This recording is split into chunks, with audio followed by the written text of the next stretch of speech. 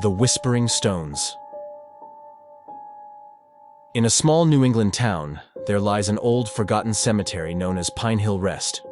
Established in the 1700s, the cemetery had long since fallen out of use, its weathered headstones leaning at odd angles, overtaken by moss and ivy. Among these graves is a peculiar memorial, a large, smooth stone bearing no name, only the inscription, "Whisper here, and the past shall answer."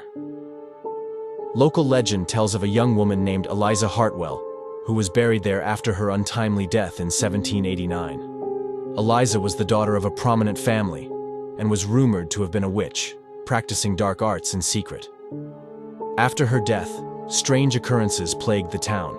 Crops failed, livestock vanished, and eerie voices were heard at night.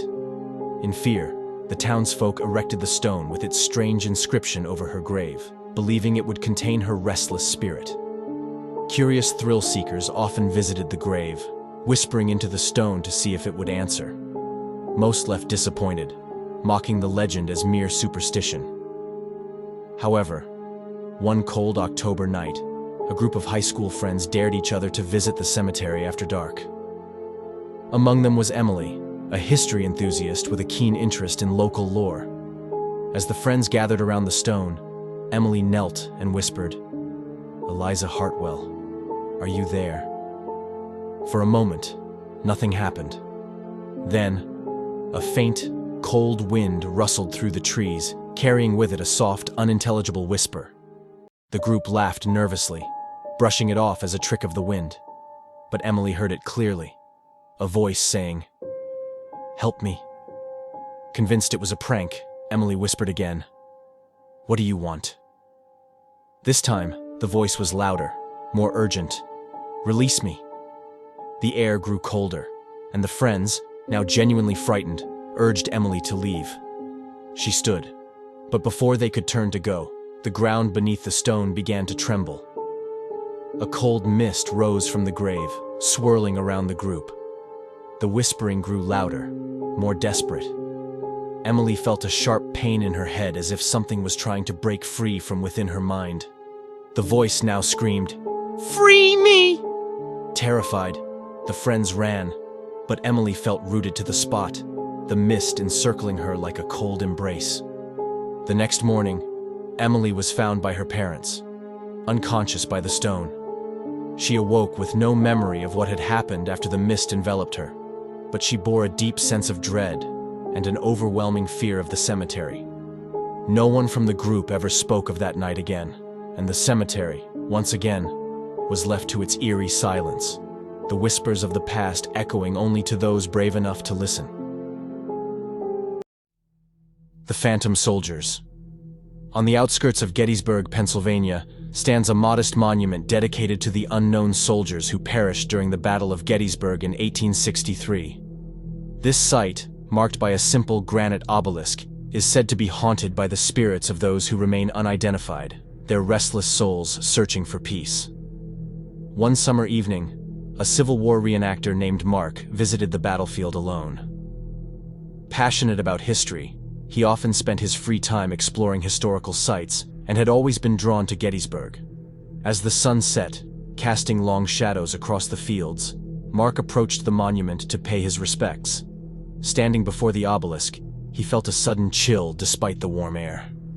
He closed his eyes, trying to imagine the sounds and sights of the battle that had raged there over a century ago. As he stood in silence, he heard the faint sound of marching feet and the distant muffled cries of soldiers. Opening his eyes, Mark saw nothing but the empty field. Yet the sounds grew louder, more distinct. He turned around, expecting to see other reenactors, but there was no one. Then, from the corner of his eye, he saw them. Shadowy figures, dressed in tattered uniforms, slowly emerging from the mist that had begun to settle over the ground. The figures, translucent and ghostly, seemed to move with a purpose, marching toward the monument. Mark's heart pounded in his chest as he watched them, unable to move. The air grew heavy with the scent of gunpowder and the faint metallic tang of blood. As the soldiers neared the monument, they halted and turned to face Mark. Their eyes, hollow and filled with sorrow, seemed to bore into his soul. One soldier, his uniform barely hanging onto his skeletal frame, stepped forward and raised his hand in a silent salute. Mark, compelled by some unseen force, returned the salute. In that moment, the soldier's face transformed, showing a fleeting expression of peace before he and the others began to fade back into the mist. The sounds of the battlefield slowly died away, leaving Mark standing alone in the now silent field, the weight of the encounter heavy on his heart. Shaken, Mark left the battlefield, but the experience stayed with him.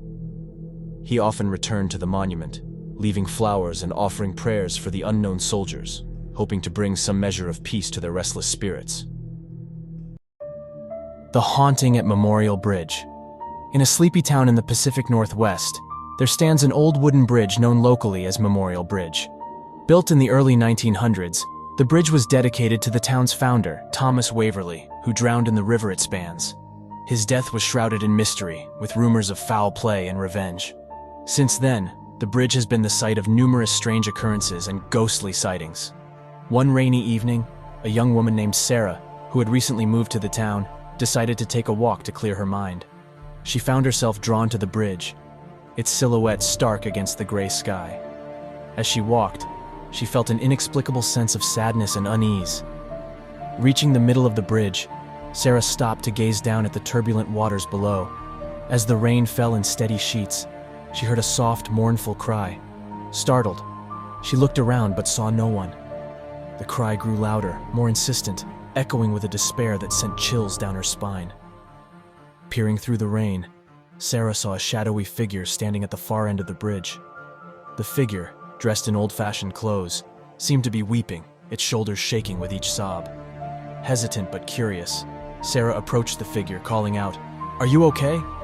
The figure turned, and Sarah gasped. The face was pale, almost translucent, with hollow eyes that seemed to pierce through her. "Help me," the figure whispered, the voice carrying a deep sorrow. "I cannot find peace."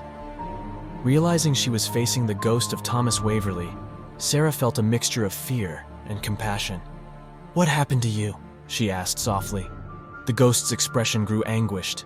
"Betrayed by those I trusted," he replied. "Find my letters, hidden in the attic of my home. They hold the truth." Before Sarah could respond, the ghost faded into the mist, leaving her alone on the bridge. Determined to uncover the truth, Sarah researched the history of Thomas Waverly and found that his old home still stood, now abandoned and overgrown. With the town's permission, Sarah searched the attic and discovered a hidden box containing letters that detailed a conspiracy among Waverly's business partners to drown him and take control of his assets. Armed with this evidence, Sarah brought the truth to light, and the town finally acknowledged the dark part of its history. That night, Sarah returned to Memorial Bridge. As she stood where she had seen the ghost, a sense of peace settled over her. In the distance, she heard a final, faint whisper of gratitude. Thomas Waverly had found his peace, and the haunting cries that once filled the air were replaced by the gentle sounds of the river flowing beneath the bridge.